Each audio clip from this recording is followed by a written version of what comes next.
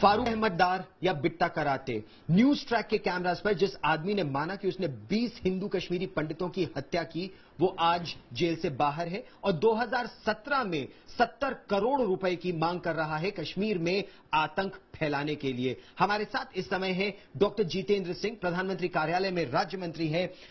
हिंदू कश्मीरी पंडित 90 के दशक से न्याय की गुहार लगा रहे हैं। बिट्टा कराटे कैमरा पर कहता है कि उसने 20 हिंदुओं को मारा, पंडितों को मारा।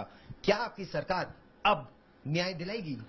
देखिए, अगर यदि हम इसे परिप्रेक्ष्य में देखें तो इसमें कोई संदेह नहीं और ये कोई छिपी हुई बात भी नहीं है। हम इसके चश्मदीद गवाह भी रहे हैं कि मिलिटेंसी के आगाज के बाद सन 1989-90 के उपरांत कश्मीरी पंडित समाज का वहां से मास एक्सोडस हुआ और आरंभिक वर्षों में, विशेषकर 90 के दशक के आरंभ में, कुछ एक चुन चुन करके हत्याएं भी हुई, सिलेक्टिव किलिंग्स जिसे कहा जा सकता है, जिसमें कुछ एक प्रमुख कश्मीरी पंडित समाज के सदस्यों और नागरिकों की हत्या हुई। उसमें तत्कालीन स्टेशन डायरेक्टर थे आकाशवाणी के श्री लस्सा कौल जी, टीकालाल टपलू हुआ करते थे जिनका बड़ा आदर मान था, वहां पर वकील थे।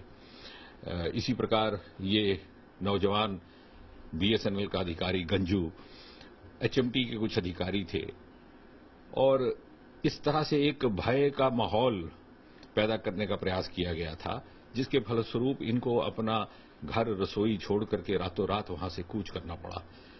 और आरंभ से ही भारतीय जनता पार्टी ने कश्मीरी विस्थापित समाज के साथ खड़े होकर के इनका पूरा सहयोग किया है।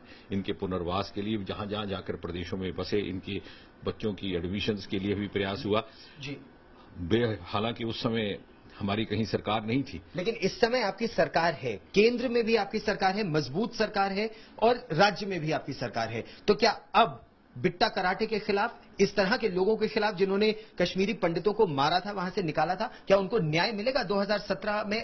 आपका यह आश्वासन है? मुझे विश्वास है कि जिस प्रकार की कानूनी जांच अब चल रही है, ये किसी न किसी निष्कर्ष तक अवश्य पहुंचेगी और कश्मीरी पंडित विस्थापित समाज की भी ये मांग रही है कि जिस प्रकार से उनके समाज के सदस्यों की हत्याएं हुई हैं, उसकी जांच अभी नामुकम्मल है, उससे वो पूरी तरह से संतुष्ट नहीं है। तो मुझे विश्वास है कि ये जांच आगे बढ़ेगी।